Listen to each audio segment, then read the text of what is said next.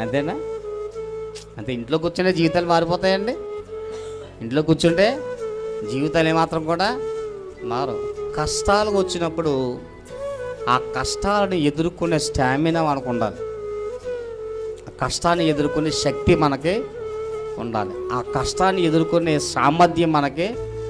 ఆ సామర్థ్యం ఎవరు ఇవ్వగలరంటే దేవాతి దేవుడు యెహోవాయే మనకి. అందుకే దావీదు అంటాడు, ఆయనే నా బలము, ఆయనే నా ఆశ్రయము, నేను నమ్ముకున్న నా రక్షణ కోట.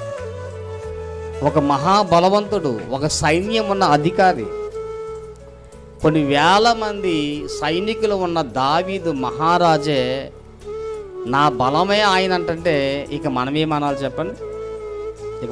చెప్పండి? మనము కూడా దావీదు వలె